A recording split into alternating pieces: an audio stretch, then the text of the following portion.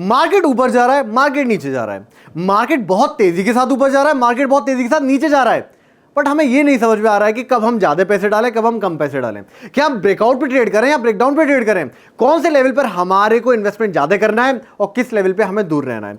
किस तरीके से ओवरऑल ट्रेंड स्ट्रक्चर को हमें आइडेंटिफाई करते हुए बाय ऑन डिप की स्ट्रेटजी को एग्जीक्यूट करना है? इसी के साथ साथ कब हमें बाय ऑन डिप की स्ट्रेटजी को नहीं एग्जीक्यूट करना है? इतने बड़े क्वेश्चन है ये और इतने सिंपल क्वेश्चन है ये कि नहीं समझ में आता क्या है आंसर। आज मैं आपको समझाने वाला हूं इन्हीं सिंपल टॉपिक्स के ऊपर डिटेल में, इसलिए आपको वीडियो को स्किप नहीं करना है, एंड तक बने रहिए। डेफिनेटली वीडियो खत्म होते होते आपको मिलेगा क्लियर सिंपल सॉल्यूशन। तो आज हम लोग जानेंगे निफ्टी मिड कैप इंडेक्स में किस तरीके से हम लोग कर सकते हैं इन्वेस्टमेंट, किस तरीके से हमें अगर ट्रेडिंग भी करनी है, स्विंग ट्रेडिंग करनी है, तो कहां पर हमें मिलेगी बेटर अपॉर्चुनिटी, किस तरीके से इन्वेस्टमेंट में हमें स्टॉप लॉस नहीं देने पड़ते और किस तरीके से अगर हम ट्रेडिंग कर रहे हैं तो वहां पर हम अपने स्टॉप लॉस को कट करेंगे, दोबारा बनाएंगे position, stop and reverse price action को प्ले करते हुए चलेंगे। साथ ही साथ में अगर मार्केट में ग्लोबल ट्रेंड बना हुआ है तो क्यों हमें अगेंस्ट ट्रेड नहीं करना है। तो चलिए बिना किसी देरी के चलते स्क्रीन के ऊपर और समझते डिटेल में। तो यहां पर आप लोग देख सकते हैं मैंने ओपन किया हुआ है Nifty mid cap select index का डेली चार्ट। अगर आप डेली चार्ट को गौर से देखेंगे तो आपको समझ में आएगा मार्केट ओवरऑल एक बुल रन में चलता हुआ दिख सकता है। अगर ग्लोबल मार्केट्स की बात की जाए तो ग्लोबल मार्केट्स में इंडियन स्टॉक मार्केट बहुत ही अच्छी तरीके से आउट परफॉर्म करते हुए दिख रहे हैं पोस्ट कोविड सिनेरियो में। आपको यह पता ही होगा कि मार्केट में अच्छा बुल रन चल रहा है। जितने भी इक्विटीज हैं, फॉर एग्जांपल पीएसयू बैंक्स हो गए, पीएसयू सेक्टर के स्टॉक्स हो गए, जिन्होंने सालों से कोई रैली नहीं दिया था, लास्ट रैली जो देखने के लिए मिली थी वो देखने के लिए मिली थी 2003 से लेकर 2008 में। इसके बाद से ये स्टॉक्स कहीं ना कहीं स्लगिश थे, साइडवेज थे, बिल्कुल भी पैसे नहीं बने इन्वेस्टर्स के। But now they are back into action, from past 2 to 3 years। 2 से 3 सालों में पीएसयू सेक्टर के स्टॉक्स ने इतना अच्छा रिटर्न बना के दिया है कि कोई प्राइवेट सेक्टर का स्टॉक उसे मैच नहीं कर सकता। यही चीज हमें प्रीवियस गोल्डन रैली में देखने के लिए मिला था, जब 2003 से लेकर 2008 में शानदार बुल रन देखने के लिए मिला था मार्केट्स में। एक और चीज मार्केट में बहुत ही ज्यादा बोली जा रही है कि अभी जो बुल रन चल रहा है ये है mother of all bull run. This is mother of all bull run, और ये कंसीडर किया जाता है कि ये बुल रन अभी रुकने वाला नहीं है। We can see even more buying in the upcoming days as well as years.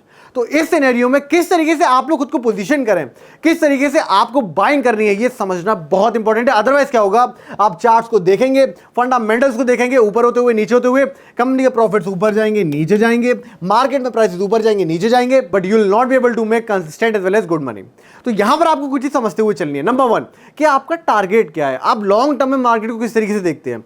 क्या आप शॉर्ट टर्म में ट्रेडिंग गेन्स के लिए मार्केट में आना चाहते हैं या फिर आप इन्वेस्टमेंट करना चाहते हैं? अगर आप ट्रेडिंग गेन्स के लिए आना चाहते हैं, क्या इसमें कोई प्रॉब्लम है? Definitely not.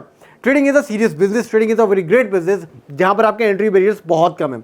अगर आपको कोई और बिजनेस में जाना है, फॉर एग्जांपल अगर आपको मैन्युफैक्चरिंग बिजनेस में जाना है, वहां पर बहुत सारे एंट्री बैरियर्स होते हैं कि आपको प्लांट कहां पर ओपन करना है, फिर आपको मल्टीपल परमिशन चाहिए गवर्नमेंट से, रेगुलेटरी बॉडीज से। बट इन ट्रेडिंग ऐसा कुछ भी नहीं है। बट अगर एक प्लस पॉइंट है तो डेफिनेटली नेगेटिव पॉइंट्स होते हैं। नेगेटिव पॉइंट्स क्या है कि यहां पर जो आपकी साइकोलॉजी है वो अगर ठीक नहीं है, you will not be able to make good money in the markets as well as आपका पैसा जाने ही वाला है। तो आपको ट्रेडिंग गेन्स के लिए आना है, then you have to be very disciplined. अगर आपको इन्वेस्टमेंट करना है तभी भी आपके पास साइकोलॉजी इन्वेस्टर की होनी चाहिए। आपका जो माइंडसेट है वो लॉन्ग टर्म का होना चाहिए rather than short term gains. तो अगर मैं बात करें चलो इस पर्टिकुलर सेटअप की जो मैंने आपके लिए बना के रखा हुआ है चार्ट्स के ऊपर, पहले समझते हैं कि डिटेल में मैंने एग्जैक्टली ड्रॉ क्या किया है। आप देख सकते हैं मैंने यहाँ पे एक लोअर सपोर्ट ट्रेंड लाइन बनाई है, साथ ही साथ में एक अपर रेजिस्टेंस लाइन भी बनाई हुई है। कई सारे लोग इसे चैनल भी बोलते हैं, कन्वर्जिंग चैनल बोलते हैं, कन्वर्जिंग बुलिश चैनल बोलते हैं। देखिए मैं आपको टेक्निकल जार्गन से नहीं फंसाना चाहता हूं, सिंपल इजी सरल भाषा में will gonna understand how market work. तो मार्केट ने जब 2 बारी सपोर्ट लिया लोअर सपोर्ट ट्रेंड लाइन का, देन डेफिनेटली हमें 2 टच के साथ देखने के लिए मिल जाती है एक ट्रेंड लाइन। तो वहां पर हमने एक ट्रेंड लाइन ड्रॉ कर दिया। अब फ्यूचर कोर्स ऑफ एक्शन में अगर मार्केट हमारी सपोर्ट ट्रेंड लाइन को टच करेगा, then we will gonna see whether it is taking support as well as resistance. On the other side market में जो हाइज बन रहे थे, हायर हाइज बन रहे थे, उसे टच करते हुए हमने बना दिया एक रेजिस्टेंस लाइन। हमारा अनुमान ये रहता है जब भी हम लोग ट्रेंड लाइन बनाते हैं कि मार्केट एक ट्रेंड में चल रहा है। ट्रेंड कैसा है? स्लोपिंग ट्रेंड है।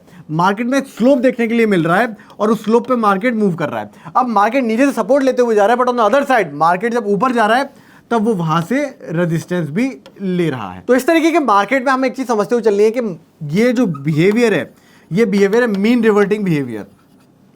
मीन रिवर्जन का मतलब क्या है? मार्केट अपने एक्सट्रीम पर जाएगा, फिर वापस अपने मीन के आसपास आ जाएगा, जो एवरेज प्राइस है उसके पास वापस आ जाएगा। फॉर एग्जांपल आपने जब ये ट्रेंड लाइन ड्रॉ कर लिया, आपने देखा जब मार्केट ने 3rd टच दिया दोबारा से एक बाउंस बैक आया, 4th टच दिया दोबारा से एक बाउंस बैक आया, 5th टच दिया मार्केट ने दोबारा से एक बाउंस बैक देखने के लिए मिला।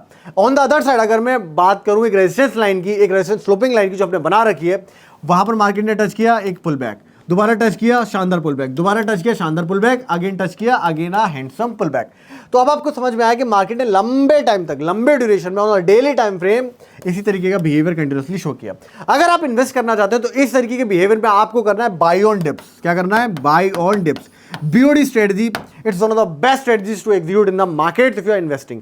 अब देखिए, इन्वेस्टमेंट में बोला जाता है कि आपको टाइम नहीं करना है मार्केट को, बट मैं आपको बताता हूं, अगर आप ब्रॉड ट्रेंड को आइडेंटिफाई कर सकते हैं, broad trend using higher highs and higher lows, अगर आप ये कर सकते हैं then definitely you can predict कि मार्केट जब डिप दे रहा है तब आप इन्वेस्ट करेंगे। शर्त यहां पर यही है कि जो ग्लोबल ट्रेंड है मार्केट का, जो मेजर हाई एंड लोज हैं, वो इंटैक्ट रहने चाहिए मार्केट में, वहां पे कोई वीकनेस नहीं आनी चाहिए। जो डेली चार्ट्स पे मेजर ट्रेंड बनते हुए दिख रहा है वो यहां पे इंटैक्ट रहना चाहिए। ये कैसे पता चलता है? देखिए, इसे और इजी कर लेते हैं। आप 200 EMA लगा लीजिए चार्ट्स के ऊपर। अगर मार्केट 200 EMA के ऊपर चल रहा है then definitely market buy on dips का मार्केट है, you can confidently buy on dip. तो जैसा कि मैंने बताया आपको 200 EMA आप लोग यूज कर सकते हैं to filter out a good trend. यहां पर मैंने जो पिंक लाइन लगाई है ये है आपकी 200 EMA। अब आप लोग देख सकते हैं किस तरीके से मार्केट 200 EMA के लगातार ऊपर चलते हुए चल रहा है। Therefore we will consider this market as a buy on dip market. तो अगर आप हर डिप पे बाय करते हुए चलेंगे तब आपके दिमाग में क्वेश्चन आता है, what if we get a deeper dip. आपने एक डिप देखा, आपने बाय किया, बट मार्केट दोबारा से नीचे चला गया, फिर आपने बाय किया, मार्केट दोबारा से नीचे चला गया, फिर आपने बाय किया। तो किस पॉइंट पे जाके हमें रुकना है, किस पॉइंट पे जाके हमें बाय ऑन डिप की स्ट्रेटजी को एग्जीक्यूट नहीं करना है। जैसा कि मैंने आपको बताया, मार्केट जब तक 200 EMA से ऊपर है तब तक आप एक स्ट्रेटजी को एग्जीक्यूट करिए, अपने एवरेज को नीचे लेके आइए।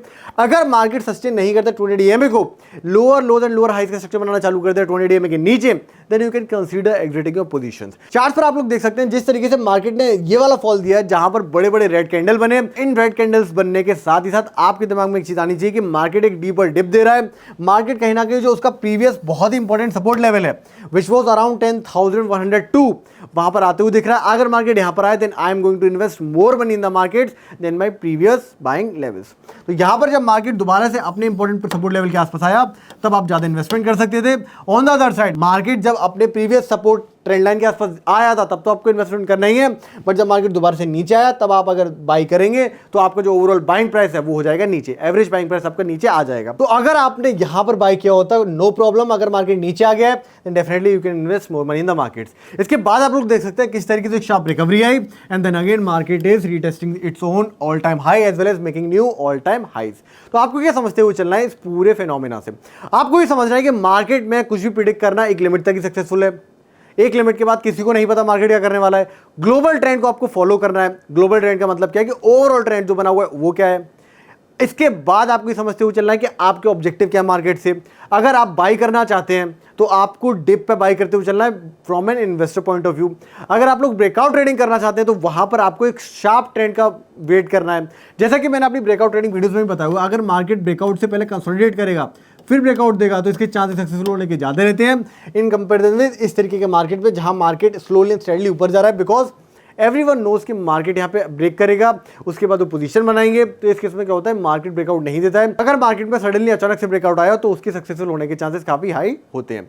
तो आई होप आप लोगों को समझ में आया होगा कि किस तरीके से आपको एवरेज डाउन करनी है अपनी पोजीशन को, किस तरीके से आपको फिल्टर आउट करना है एक सिक्योरिटी के ट्रेंड को, एक सिक्योरिटी के टेक्निकल स्ट्रेंथ को यूजिंग 200 EMA। इसके अलावा अगर आप लोगों के पास डीमैट अकाउंट नहीं है then definitely you can go in the description box, वहां आपको डीमैट अकाउंट ओपन करने का लिंक मिल जाएगा। बट बी अवेयर, जैसा कि मैं आपको हमेशा बताता हूं कि आपको बेफालतू में ट्रेड नहीं करना है। क्यों करना है यार? आप पहले पढ़िए समझिए, उसके बाद आप पेपर ट्रेड करिए। जब आपकी स्ट्रेटजी पे आपको समझ में आ जाए कि ये काम करता है ये काम नहीं करता है तब आप लोग थोड़े थोड़े पैसे लगाना स्टार्ट करिए। पैसे लगाने का मतलब जुआ खेलना नहीं है यहाँ पे। We should not gamble and we don't want to gamble. पैसे लगाने का मतलब है that you can start your own business. आप कैपिटल पुट करिए अपने डीमैट अकाउंट में to generate a positive return, to generate a ROI।